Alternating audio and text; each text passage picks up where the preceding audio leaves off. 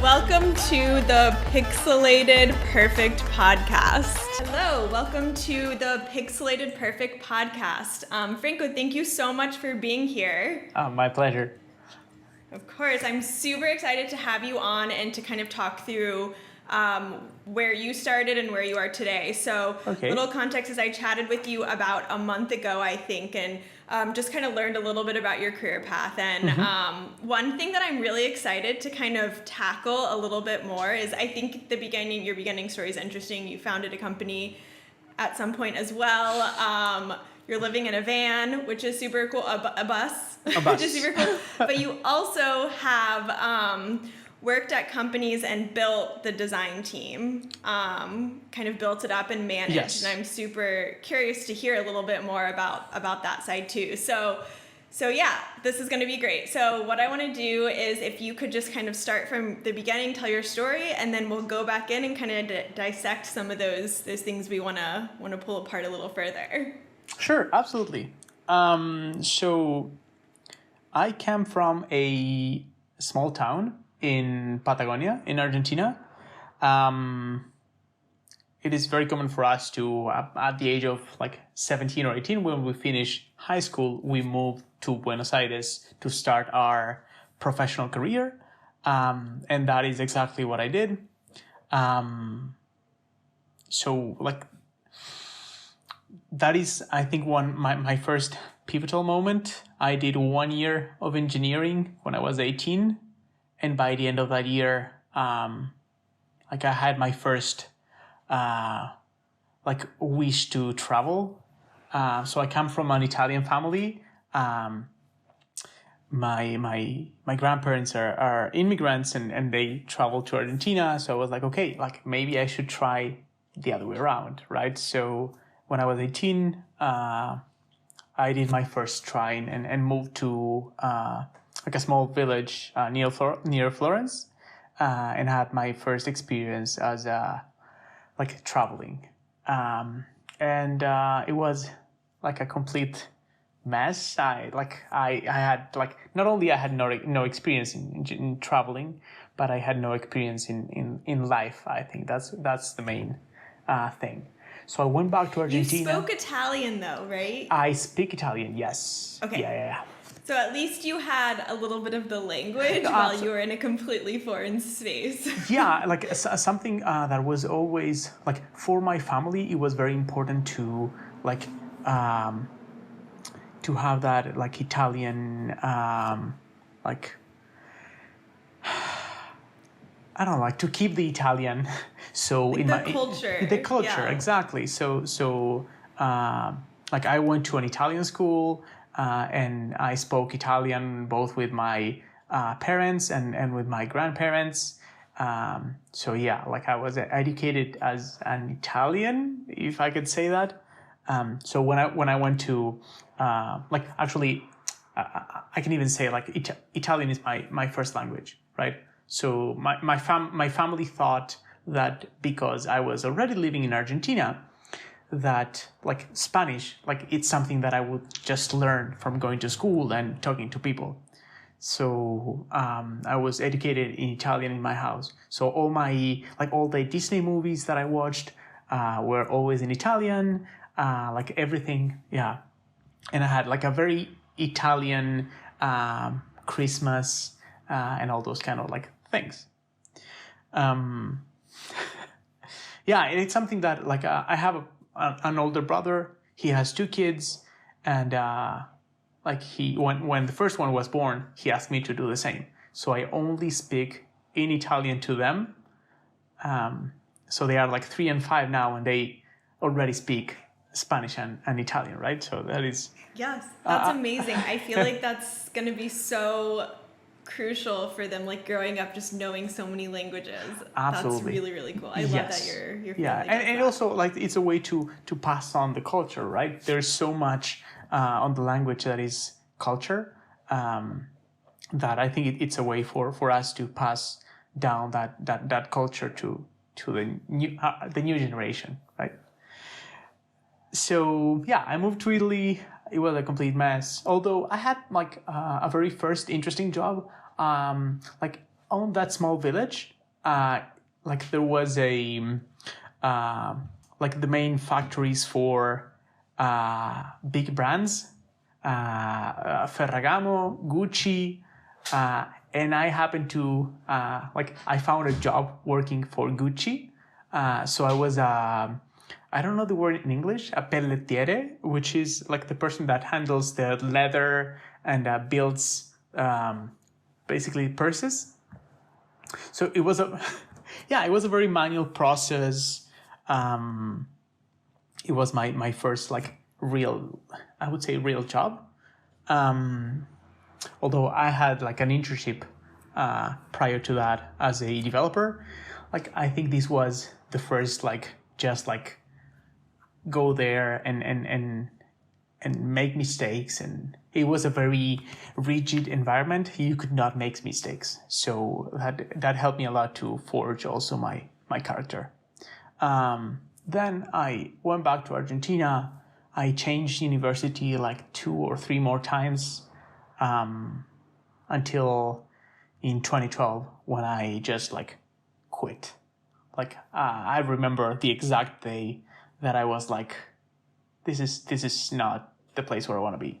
I did like 4 years of engineering.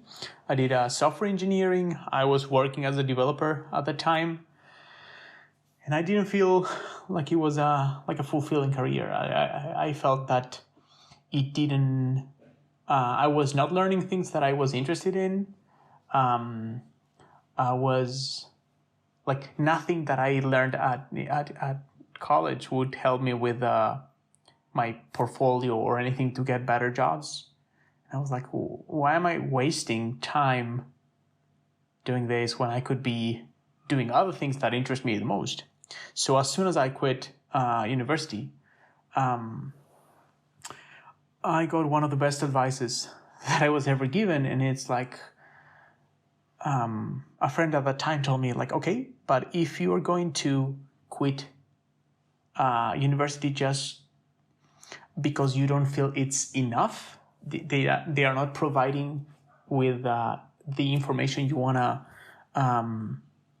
learn, then you cannot just change like one building for the other. You cannot just go to your house and like keep learning as if it was university, but like specific topics. You have to relearn how to learn things, and maybe that changes the way you learn each subject. And it was like an extremely powerful advice that I was given. Since then, I was always like a self-taught in mostly anything. To be fair, like I've been doing product design for 10 years. I'm about to launch my first course on product design, and I never went to a boot camp or anything. So that is something. Of course, like I think you make many more mistakes than if you go to a boot camp. So the boot camp is like, okay, this is like the path that we suggest. It's similar to university, right? So they give you a path of like, okay, generally speaking, if you want to study like engineering or design, you need to learn these tools, right? But I think it's like with UX and product design, it's like every day you discover people that come into the field as lawyers or as designers or industrial designers, or even recently I had a mentorship with a doctor. So she, like the girl just finished a 7-year university degree to become an MD.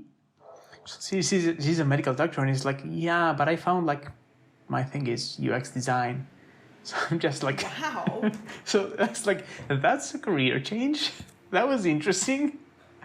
After going through 7 years 7 too, years. and then wow. Because in Argentina, to become a doctor, I think it's 5 years plus the residency. No, how do you call that? Like the learning residency, period. Yeah, where they Yes. like go work in the Yes, hostels. and that is that is you have to do like 3,000 hours, so it's like 2 or 3 years more. So yeah, Right. it's intense, and she just found that like she just found about UX, and he was like, this is exactly what I want to do, and it kind of makes sense, right? So like empathy is the big word in UX, but if you want to be a good doctor, like empathy will like it's definitely a trait that you need to have. So I can definitely understand that thing. And I always say that we as millennials, like if there are two words that define us as a generation, is empathy and technology, and UX is exactly the middle point in between those two things, right? So yeah, 2012 I quit university. I started doing a lot of courses and different courses and learning different things in different ways. I started game design, which was something that I always wanted to learn. I had a group with friends, and when I was like my best friends from my hometown that were all living in Buenos Aires at that time, and I was like I just dropped out, and a week later all of them had like dropped out from university. So it was like 6 or 7 of us like quitting at the same time, and it was like we all had the same feeling. So it was like I studied like software, so I helped them and I taught them how to code. And there was someone that was studying for to be an electrical engineer. And at that time we had like the first Arduinos, so he was teaching us how Arduinos worked, and like we all started like sharing little snippets and pieces of knowledge, and we kind of build a community around like learning, and I was also like extremely lucky that I got offered a I think a month later, I dropped from university, and a month later I was offered a scholarship to do a course in entrepreneurship, which was a topic that I thought I liked, but I didn't know much about. So I used to listen a lot to Tim Ferriss and like all those like quote unquote gurus from Silicon Valley. So I knew a few things about entrepreneurship, but in this course I learned like a lot. And one of the like every it was 20 lessons, and every lesson was taught by an entrepreneur. And one of those entrepreneurs, like after the class, said like, "Hey, like, what are you doing right now?" Like, well, I'm working, doing this and that. I was like, okay, I want to hire you. Like, sure, let's talk. Why not? And he hired me. And when he hired me, once I was in the office the first day, he's like, okay, so what do you want to do? And I was like, what? And he basically left me choose what I wanted to do. And at that point, I knew that I wanted to stop being a developer and use the knowledge that I had as a developer and my passion for like startups and new products to build better things. But there was a skill that I was missing, which was design. So I was like, okay, I want to work like thinking and ideating new products, but I want to sit with the designers. And again, I was extremely lucky, and like there were 2 designers at the company. It was a small startup, like 40 people. 2 designers, amazing designers, like greatest designers. So every second that I had free, I was shadowing them. I never bothered. I was just sitting right next to them and copying. It was 2012, so there was no Figma, no Adobe XD, no nothing. Like everything was Photoshop or Illustrator. And then Sketch 2 came out, and we started like doing a few things with Sketch 2. I spent about 2 years just like learning everything I could about design and everything I could about like building new products and selling products to other people. It was my working at that company. I think it's made me who am I today as a professional. It was the people like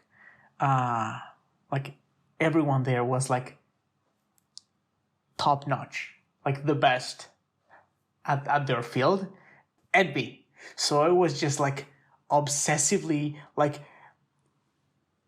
just trying to spend every second that I had like learning from everyone about like how to sell better, how to be a better product manager, how to become a better designer. It was a pivotal moment. And at one point, in 2014, I designed this project idea for a store. It was basically a proximity marketing platform that would understand where you are inside the store, and based on where you were and the products that were there, I could know like with a high degree of certainty if you were, for example, just in front of a 42-inch monitor. And if you've been there for 10 minutes, I would just I would send a push notification saying like, hey, do you want a 15% discount on this specific TV? So I was 100% sure that it was a great idea. The company didn't have the budget for it. So I was like, I will just turn it into a SaaS. So I built a very basic MVP using my knowledge in development. So I designed it, I built an MVP and I started like doing some testings, and I wanted to travel again. So I just moved to Panama. In a few weeks. I just moved. And why Panama is because I wanted to sell that to shopping malls, and Panama is basically like, it has a lot of shopping malls and huge shopping malls. I'm talking like over 1,000 stores in one shopping mall. It's crazy. Yeah. So I'm going to start like fast forwarding, so I don't take the whole podcast. But basically, it failed miserably. Like I failed. I didn't manage to do a seed round. I sat with some angel investors, and usually it's like, because I was only one person, like I even got asked, what happens if you just, after this meeting, you get run by a car or a bus? It's like, I don't know. Meaning like there's no way for me to secure an investment and know that you're going to do, I will get the return.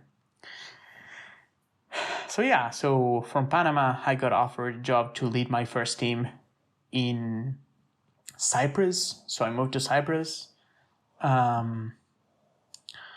And from Cyprus, we hired a bunch of people. Most of them were from Serbia. So we moved the whole company to Serbia.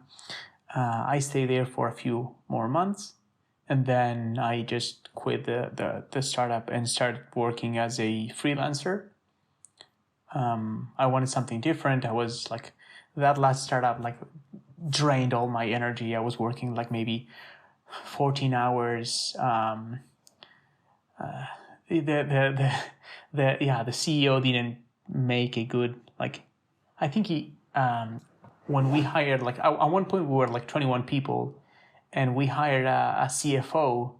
And a month later, like after like going through all the numbers, he found that like 10,000 euros were spent in like Grey Goose, the vodka, in just like parties and all those things. So I was like that just like drained me. So I wanted like something more, just like to rest a little bit. So I just kept traveling around Europe. At the time I went to Italy, went to Germany, Estonia, and I had like one problem there, which was like I couldn't find like places where like I couldn't find gyms that I could easily join. There was something always like complex. So I started like thinking about a new startup idea, went back to Argentina, developed that again. That was the last project that I actively coded professionally. So I coded the platform, started selling it, had my first few sales, but when testing the market, like my biggest competitor was like pen and paper, because everyone and this is something like most gyms in the world just manage their gym with pen and paper. So I decided, it's something that like it's global. It's not like just Argentina or just like, I don't know, Serbia. It's like everyone just, because most gyms is just a very successful trainer that has like 50, 60, 70 clients, and then he just like, okay, I will put them like under one roof, and that's how a gym started. So it's not like something you like do professionally with the idea of scaling, like the Equinox and the what is this American brand like with a purple one of those like big gyms. Those are the like those is just like a tiny portion of all the gyms. So so I felt that again, like I can say like I learned a lot from that first startup and this one. And at that point I was mentoring a designer, and I was like offered to join the company and start building a team. So I built a team like from just this girl and I to 13 people, and then I did the same at another startup, which I love. I'm actually wearing the shirt right now, Paisanos. I think one of the best startups I joined. We were, I think, 20 when I joined, and a year later we were like 80. It was like an explosive growth led by, again, extremely talented people, like a great vision, great culture. So I built a team from about like 4 or 5 people to 20 something. Yeah. And then again, I wanted to start traveling again before the pandemic, but COVID. So yeah, maybe this is what ate my last year. About a year ago, actually, August 8th, I got a call. I always dream of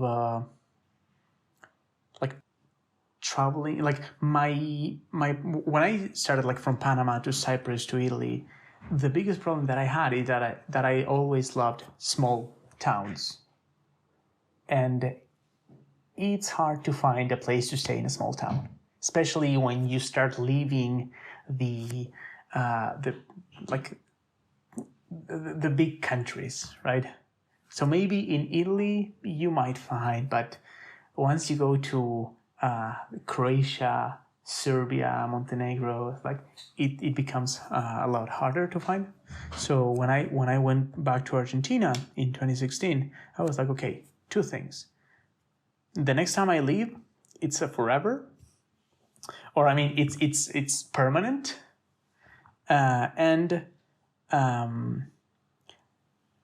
I will start saving to get an RV or a motorhome. I started saving for that, and at one point I discovered that there was this group of people in the US that converted buses into RVs. A bus turned into an RV is called a schoolie, because it's like a school bus, a schoolie. Ha ha ha, I get it. That's funny. And I just like started saving. I saved for about like 5 years, and I hired a company to build my school bus so that I could just jump to the US and start like traveling and getting to know all these amazing places that I've mostly seen in movies, like the Grand Canyon and I don't know, like all the national parks. And there is this great culture in the US about like traveling in your own country that it like always amazed me. There's even like this like US map with all the like state, like all the states, and you can buy stickers for each state. So each person creates their own kind of like challenge in order to put the sticker. I heard of a person that for him to put the sticker, he has to catch a fish in that state. And sometimes it happened that he went to that state for a few days. He didn't catch anything, so he couldn't put the sticker. So now he has to go back another time to. It's just insane. Loved it. But again, paid a company, built my bus. Everything was going great. August 8th last year, they called me. The company went bankrupt, and I had to go get my bus. And that was so that was kind of like the end of the dream. And a friend introduced me to these, like one of the most amazing people I've ever met, Donnie. And I was like, yeah, like this happened, blah, blah. I'm going to the US to go pick the bus, and I don't know what I'm going to do. And he was like, okay. Yeah, just come here. We'll figure out something. And I was like, what? Like, he didn't even know me, like nothing. We just had like one Zoom call. And he was like, yeah, don't worry. Just come here. Like, I have a shop. We can figure something out. I will help you on the weekends.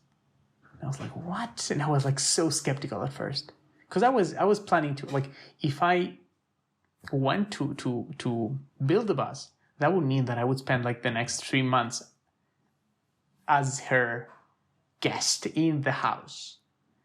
So it's not a common thing. But yeah, I went.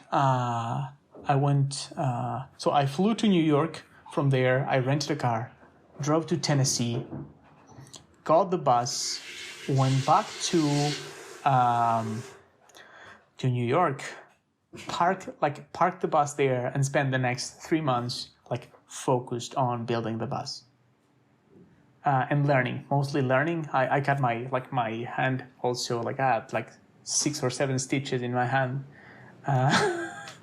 Yeah. When you were working. Yeah. I just like slipped an X-Acto blade in it, like just like sliced my palm in like open.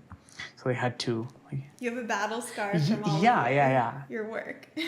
So I spent a few months building. My girlfriend at that time came to the US.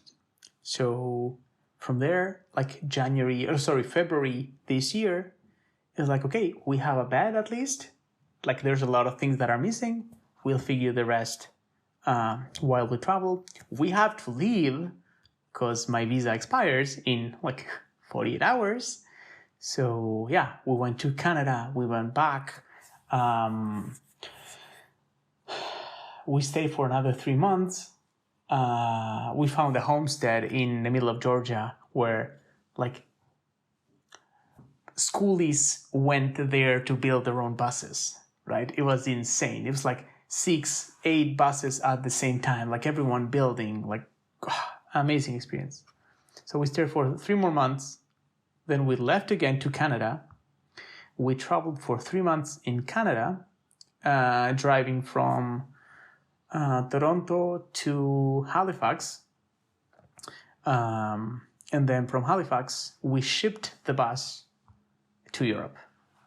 So the bus arrived to Belgium, and from Belgium, we drove to Belgium. We did Luxembourg, after that Germany, Austria, Croatia, and from Croatia, we entered Serbia, where like my best friend lives. So I'm turning 34 next week, so on Sunday actually, and I wanted to like it's been like 6 years since the last time I saw him, so I wanted to see him and spend my birthday with him. So yeah, that's where I'm at right now. That's so cute. I love that. I feel like when I talked to you last, you were in you were in Canada. I was in Canada. Since then, yes. You've shipped your bus, yes. and now you're traveling around Europe. Yes. Crazy. Okay. I want to ask more about that, but sure. Let's go back to the beginning a little bit because I have some questions there, and then we can kind of come back to this. Absolutely. So, some of my questions, some of the things I want to dive deeper into is this theme throughout all of your stories, which is learning on your own. You talked a little bit about that. You said that's how you started. You said you kind of just watched product designers for a while, and just a lot of what you've done as an entrepreneur, as anyone, it's kind of like you learned on your own. So for other designers or just other people that are maybe thinking of going to a boot camp or learning on their own, or just any advice or anything that you have from your experience, like what would you suggest to people for kind of like learning and growing? So I think the best way to learn is like a project-driven learning. So if you want to learn something, just find a project that you can develop that will force you to learn that thing. It's not, I'm not saying, okay, I will learn typography and then apply it to this existing project.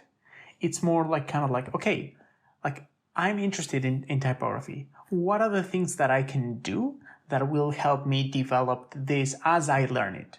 So it's like a doing the two things at the same time. So learning and doing, learning and doing, learning and doing. I think that most of the times it's just like, okay, I read this book, now I'm going to try to apply it.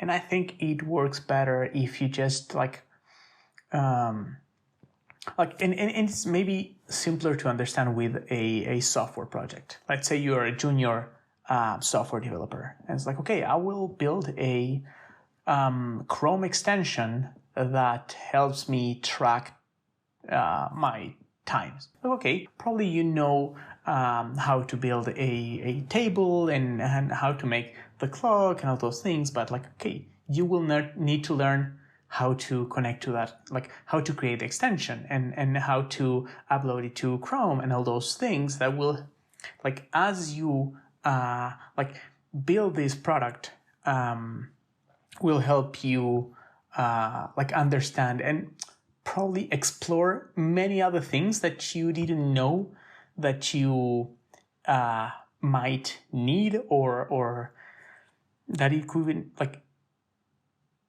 I think it's discovering new skills too. That is one of the most interesting things about like self learning or like being self-taught. I think there's no just one way. Like that is what I get from like, don't just change the building, right? It's not like, okay, in university, like there's a teacher and you're just like taking notes and then like at one point like you do something. If you try to do that same thing at your house, it's like probably suboptimal. So it's not like changing the teacher for a YouTube video, you taking notes and then doing something. It's more like, okay, I'm interested in video games. Perfect, like just start building a video game. It's like, there is a very well-known phrase in the startup world related to learning to open the parachute while you jump from the plane. I I mean, that makes sense. Yeah. Like while you're jumping, Yes, well, you better, yes. you're going to figure it out. Yeah, exactly. I think that applies to learning. In my case, I don't know, like I wanted to start, like my main reason to learn design was like I had a lot of ideas in my mind, and I wanted people to be able to understand those ideas. So I learned some, like to convert those ideas into visual things. And I even, like, I read in a book that it was like the first book about like UX that I read is like the first the $1 prototype. And instead of like saying like get out of the building, it said just goes to a, like, people are always waiting at Starbucks. So just grab your sketches, go to a Starbucks line, and ask people if you can like show them something. And if like they accept, maybe you can even pay for the coffee, right? At the time, a Starbucks coffee was like $1. So it's not like a $9 like fancy frappuccino. It's like a regular coffee. Right. So yeah, that also helped me a lot. I love that. Yeah.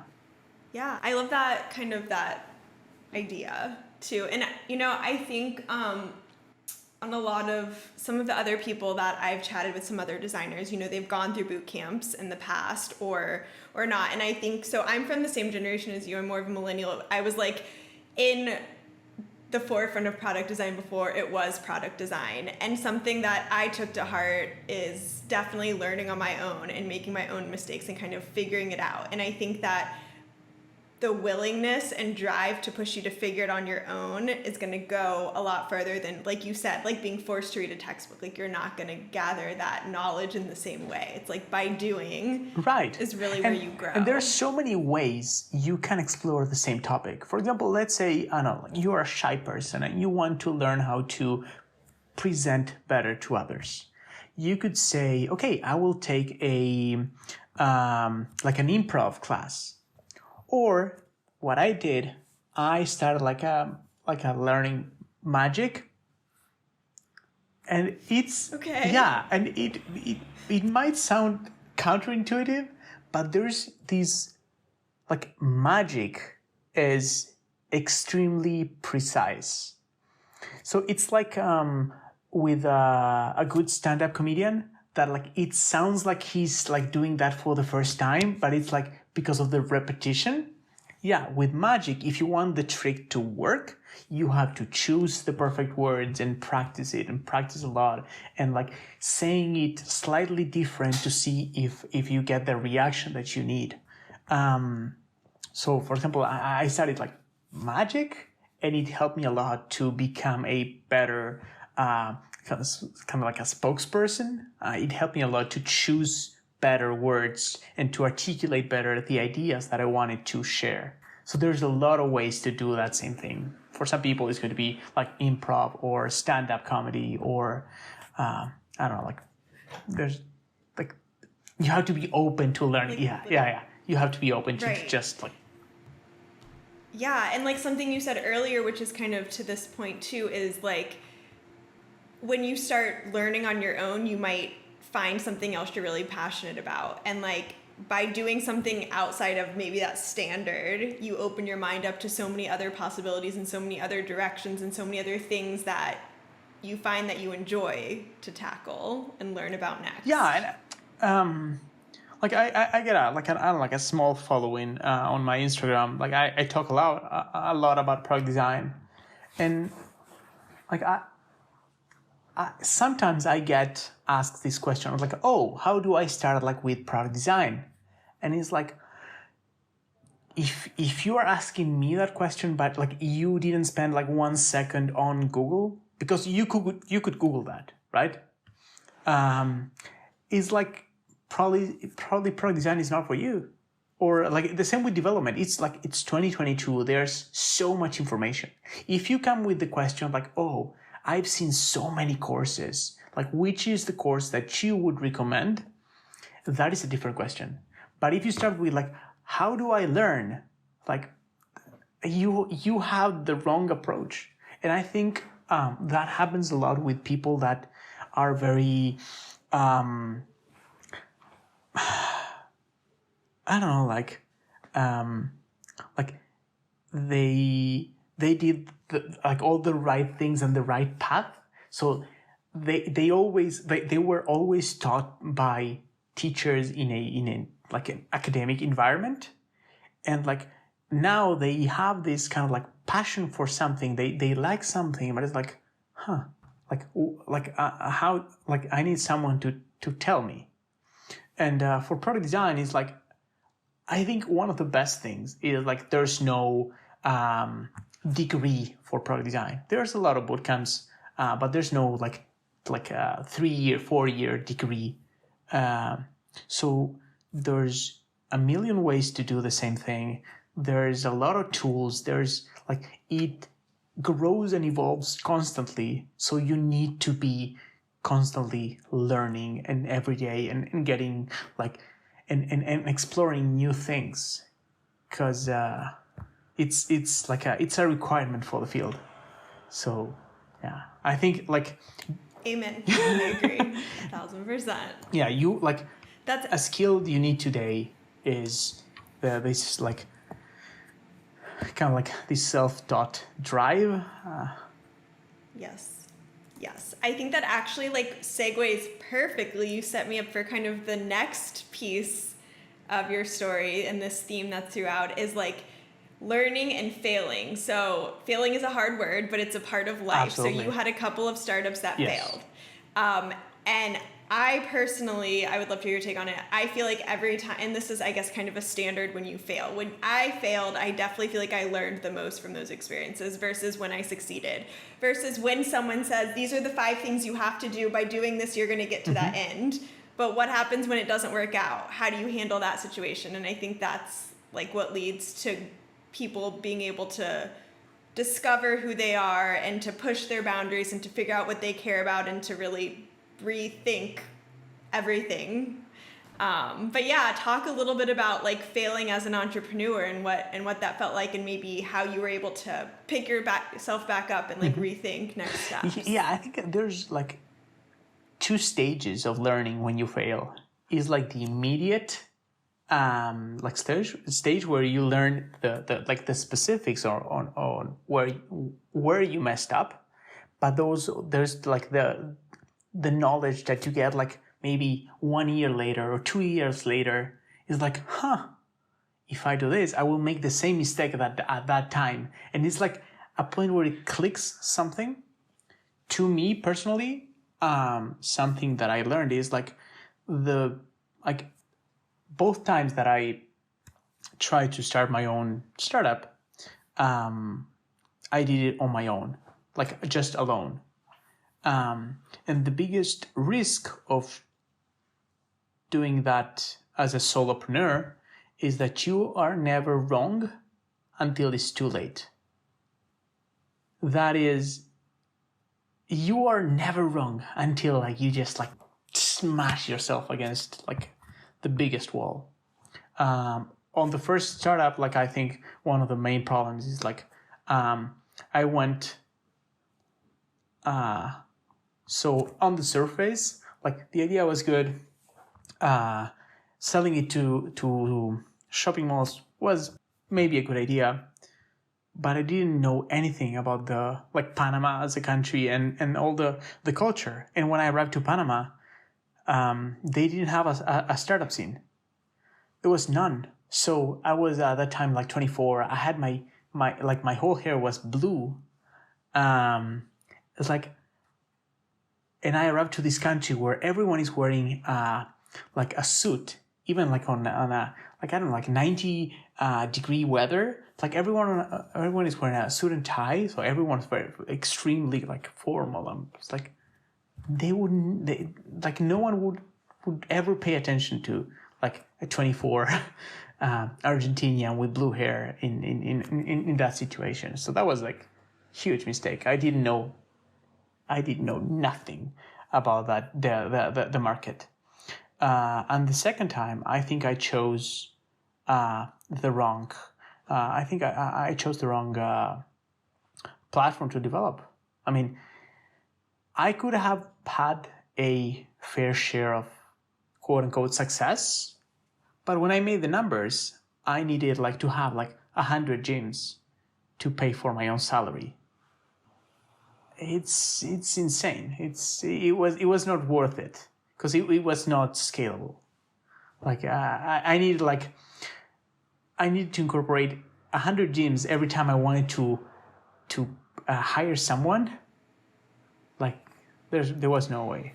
The numbers didn't yeah. But you started it. Like you had a passion, yes. and you went for it, and you went all in. Yeah, I wanted to scratch my own itch. I think the mistake there was like should have been just a passion project and leave it there. I try to come back to the fitness industry from time to time, and like you have kind of like it's either a Peloton kind of startup or pen and paper. There's no in the middle.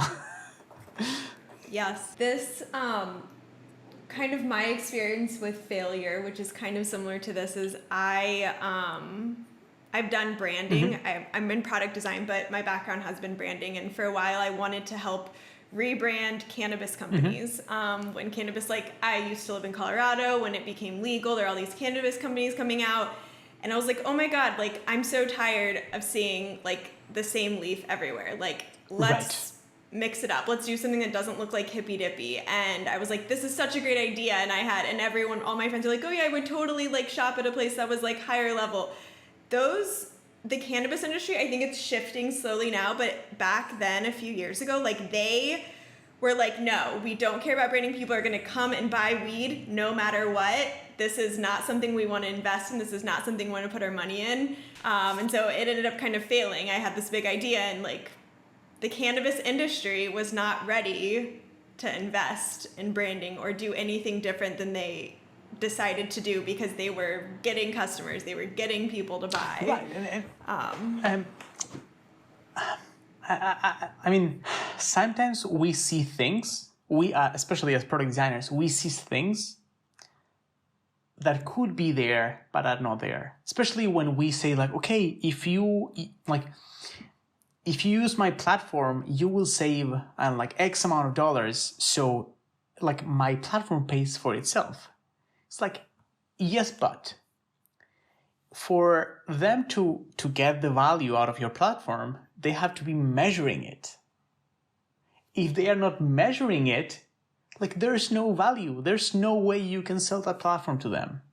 Because, I mean, for most people, if it's already working, why fix it?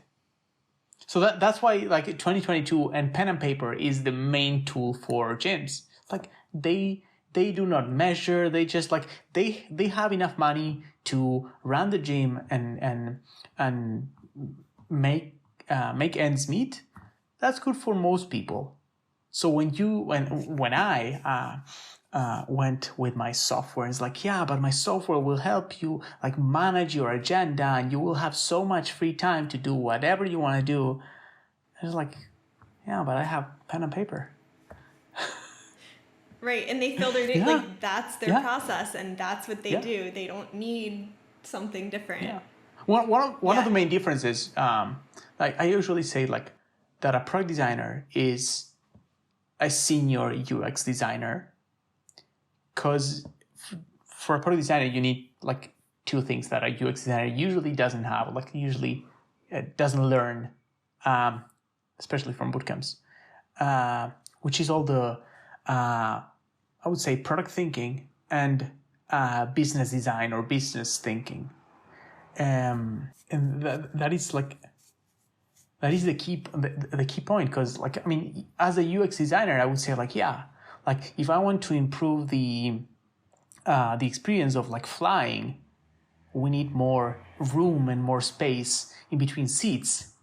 And I was like, yeah, sure, but that goes against like any airline like policy ever. So you need to start like first think like on like the business model and like the things you can control, and then start like thinking about the problems around those. And what I think that happened to me with my startup is like, I started with a solution instead of a problem. Like instead of going to the gym owner, which was my customer, and saying like, hey, okay, let's just talk. Let's just talk and try to figure out in which ways I could solve a problem from them. I was like, okay, like I know that they have this problem. They manage their gyms, and they do not measure, and they cannot scale, and blah blah. So I will build this solution. So I started like when I went testing, I was testing for a solution, not for a problem. That is a huge totally. And I think that's important, like business thinking, like understanding the customer is obviously a huge like the UX side of things, empathy, understanding their needs. And I definitely think that having that business sense and learning more than just design and opening up your mind to how the world works, how business works is going to be super impactful as a designer. Absolutely. Like so many like something that we do at the design project is like every time we work on a feature for a project, we're like, how can we measure this? How can we say that this is a success or a failure? And bringing in that business side is going to make sure that all of those people that are maybe higher up in the company or don't see the design side are going to see the value. And that is so important in all aspects of design. And even like with measuring, especially with an agency, right? Measure, like how can we measure success for this? Like it's not even like for the client. It's like, okay, like how are you measuring the impact that you generate on your clients?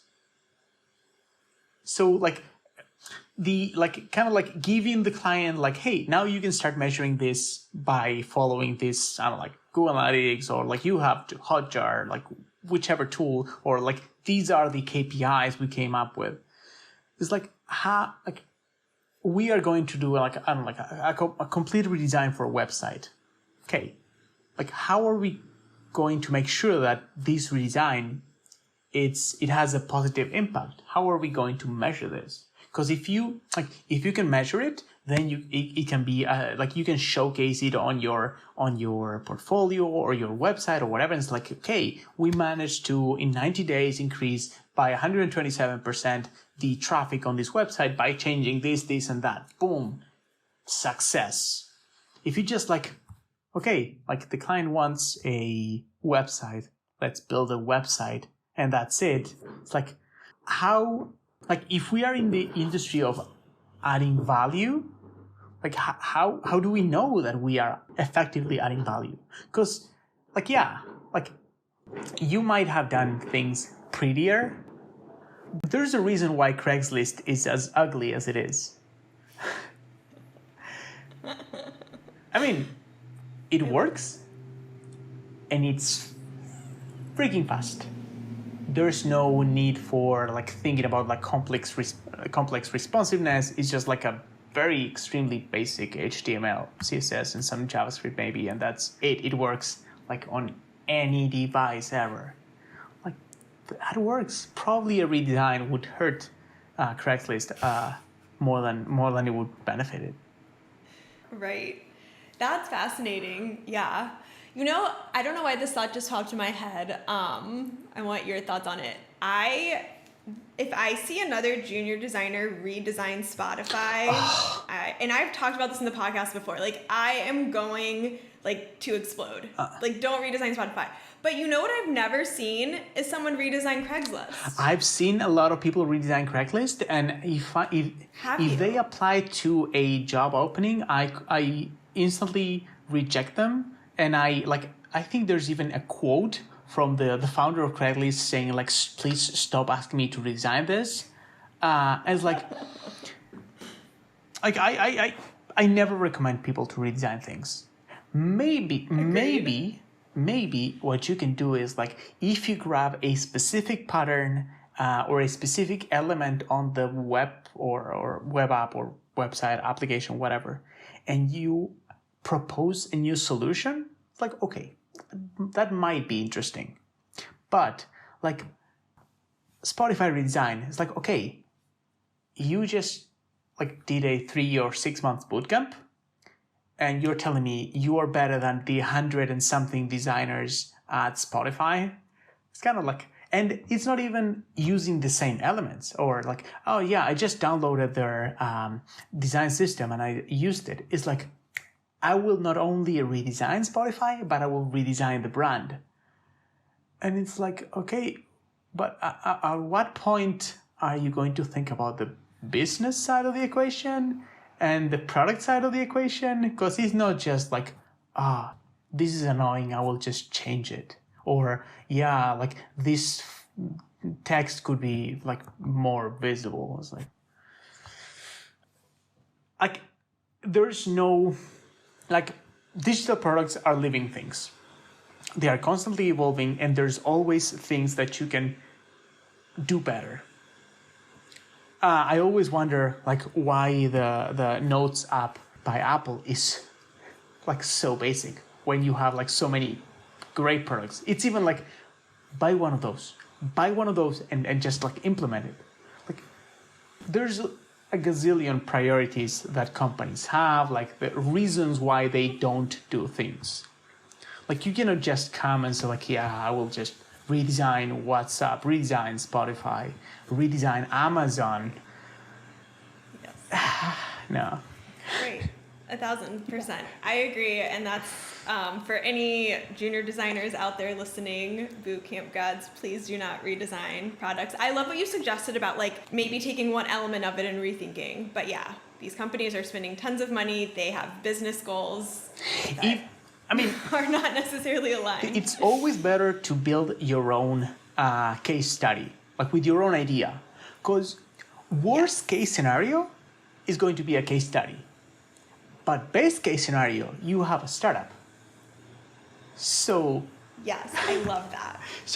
I love that. I actually was talking to someone last week, a designer on the podcast, and talking about he's part of this this company that's mentoring, and they bring all these designers, developers together, and they have like a hackathon essentially, and they get to learn by doing and come up with a product, and they're supposed to put it on Product Hunt and launch it. And I think that's really powerful. Absolutely. I think that's a great way to get the experience. Yeah, because like I know that a lot of junior designers are saying like, hey, like they are asking me for like experience, and I don't have experience. And it's like, okay, like experience can be faked, because experience is not like working at a specific company and getting paid. Experience has like 4 elements. It's like having deadlines, having stakeholders, having a team, and using like everyday work tools. If you can emulate those 4 things, then you have like a real life experience. Like it doesn't matter if you don't get paid. Like getting paid or working for a specific like brand company, whatever, it's like secondary. So you can like as a junior designer, you could say like, okay, like I will like post on a forum, whatever, Slack, Discord, that I'm looking for a developer and a product manager or a project manager. So we have like the trifecta for like the product team. We're going to use Trello as our tool, and we are going to try to build the product in like a month. And you can even say like, okay, you can contact a nonprofit and say like, okay, can we help you? Like take a nonprofit as your client, which is going to give you like the stakeholder kind of like side.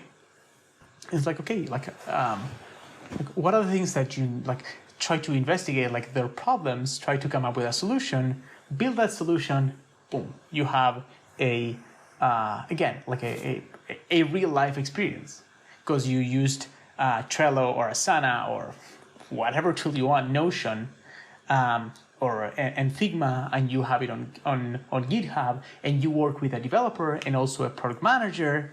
It's like, and although like all like the 3 of those can be junior in their field, and they could all get that experience. And after that, like you just like, okay, I will build the Behance, we'll put the names of the people.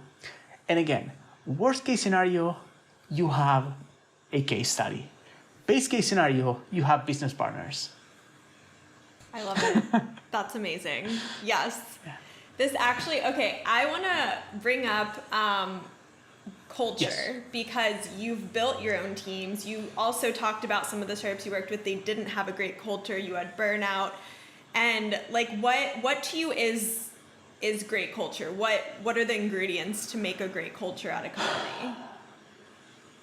Like, let me start by saying, like, one of the most interesting things about culture is the only thing like you don't have like full control of, right? So you can put a process in place, and that like we can do things like X, Y, Z according to process, but you cannot say like, okay, this is going to be our culture, and just like, okay, like everyone will respect that. So culture will be affected by the people you hire. So usually for a startup, like it said, like the first 10 people are going to be the ones that create the culture. And I've seen more and more companies like having this specific interview to check if there's a cultural fit, right? If your values and your goals aligns to the values and goals of the company. So that is one of the most important things. And then the times I saw like a total failure in culture implementation is when culture is for employees but not for managers, right? So if you like, culture is a lot of like leading by example. If, I don't know, let's say having a work-life balance is important for you, then you cannot be at 9 p.m. at the office on a Friday, because people will feel that pressure. And I remember one time with Paisanos, we were in a very startup mode, and we got asked to develop basically a fintech in 2 months. We had like 2 months to develop the application, like for a wallet. Like we had to put some all-nighters, like some like 24-hour, 48-hour kind of like work days. And we saw that it was creating a negative impact on other employees, and like saying like, hey, I don't want to do that. I want to have my Wednesday for myself. I don't want to be working like at 3 a.m. Like crazy. So like we realized that like, although the kind of like hackathon kind of like style and adrenaline is like, sometimes it's just lovely and amazing, especially if you have like a great team. That was the last time that we could ever do that. Because if not, even if we say like, you don't need to work for 24 hours or 48 hours. People will still feel the pressure and will still feel like kind of like this like they will still feel as if they had to stay because the boss is staying, right? So culture is something that is completely led by example, and you have to take a lot of like care of also trying to not only embody those values that you want to promote, but also to when someone at your company, when an employee, like when they reflect those values, you have to also recognize that. So there has to be a recognition. there's, I think, a problem with very strong cultural environments, and usually culture, when it's very strong inside a company, it also tends to push people away. So people that don't quite fit in with that culture, like they feel like completely outcast and left alone. So it can also be a thing that kind of like rejects people. So that is something that has to be. Mm-hmm. That's interesting.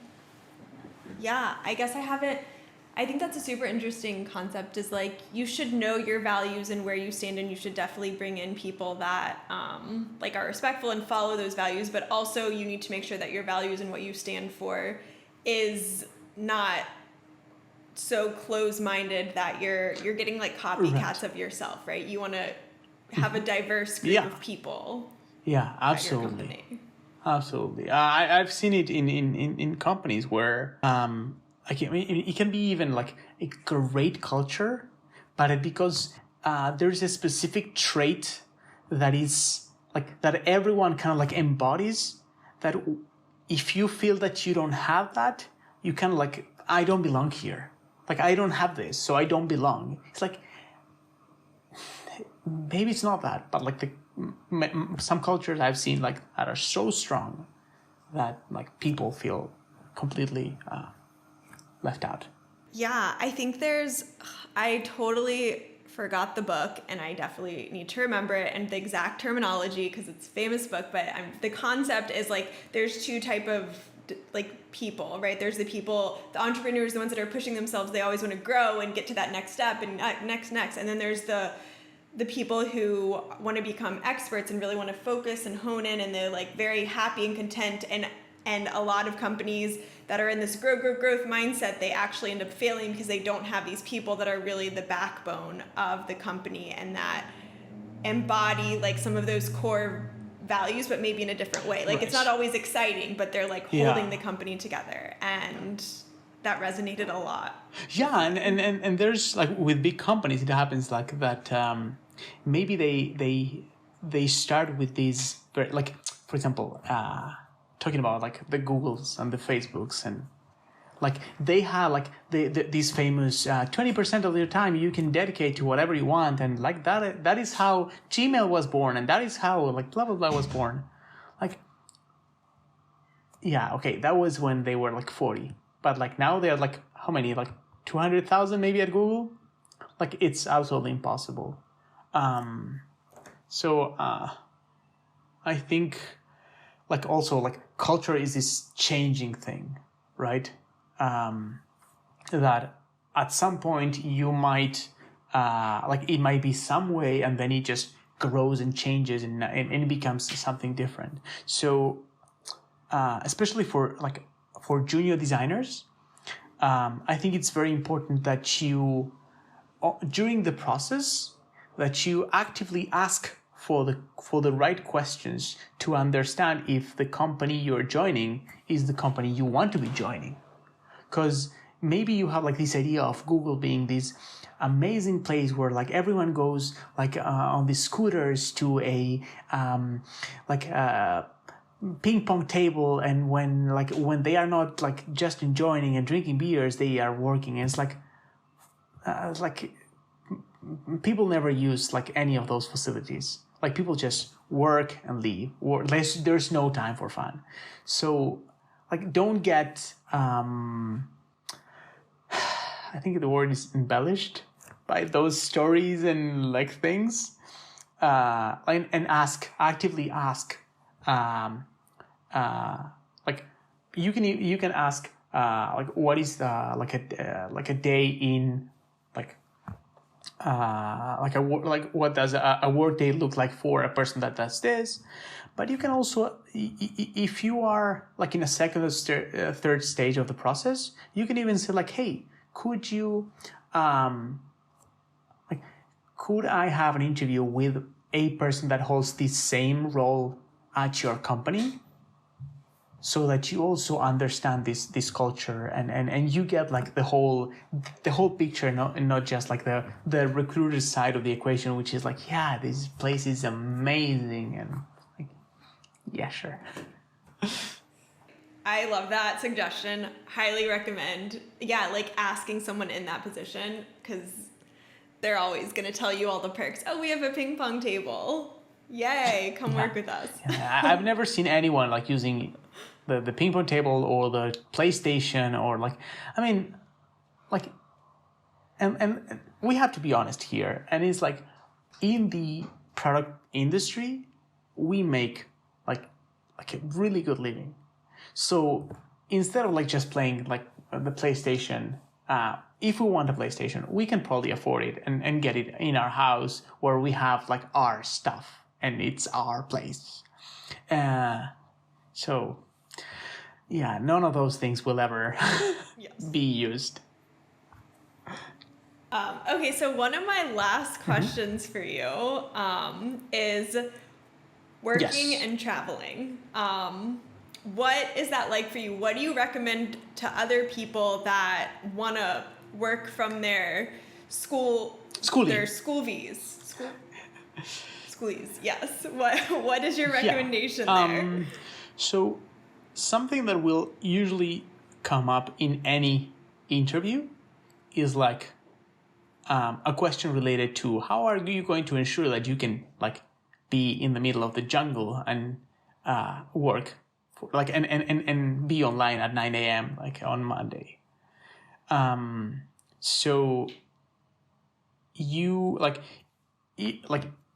even if you like travel with a backpack or with a sprinter, like a van or a car or a schoolie, whatever, like have at least 2 ways to help you be online.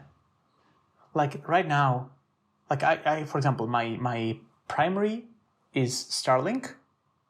So I have like Starlink, and it even has a roaming version.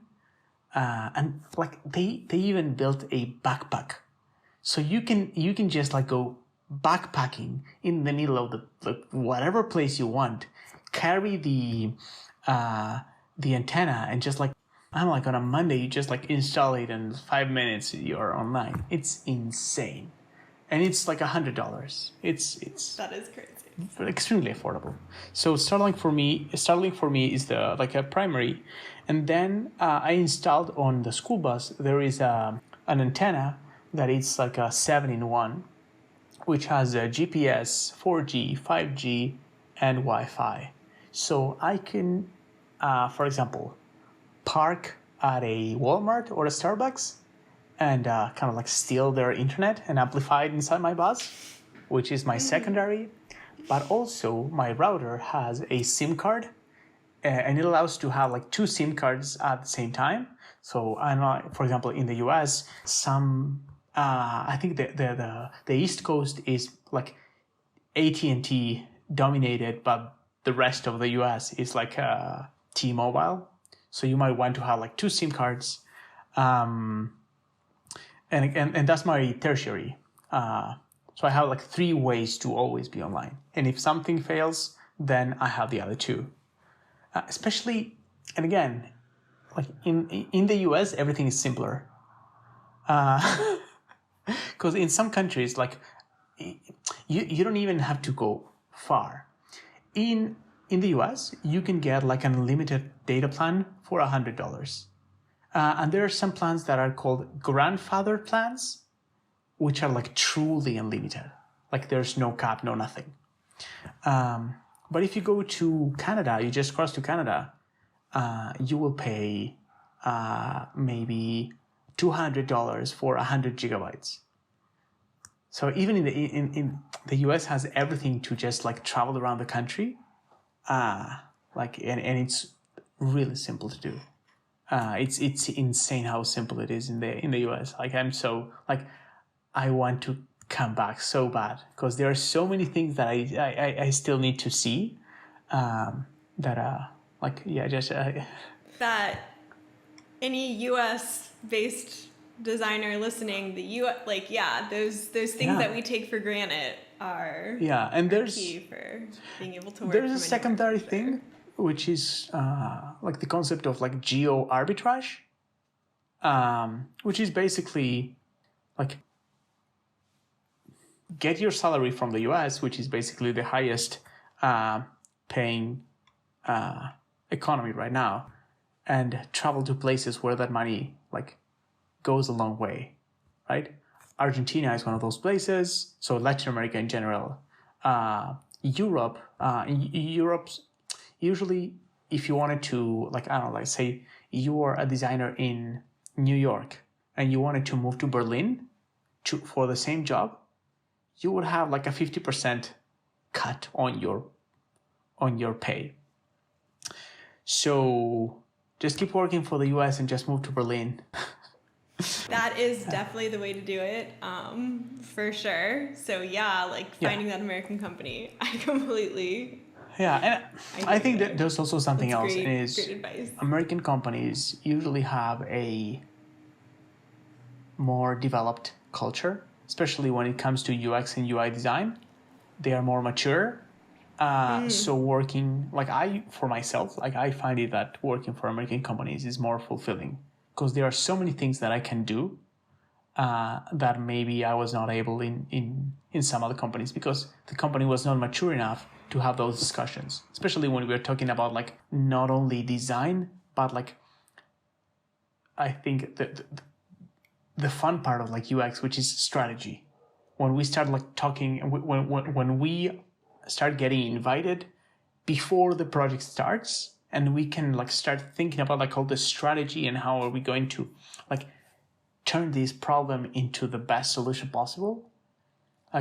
That is usually more you can usually have those conversations more often in American companies than anywhere else in the world, in my experience. That was, I like that a lot. No, that's great. Awesome. So my final question to you, Franco, is what's next for you? What are you planning on doing in the next year, in the next 5 years? That is actually a great question. For now, November, I'm going back to Argentina for some time, just to mainly because I have to do a lot of paperwork, renew my passport. I have to I have a CDL, a professional driver's license, but I don't have the driver license for bikes. So I need to get that one. I can drive an 18-wheeler, no problem, but I cannot legally drive a bike. So I'm going to get that for sure. And that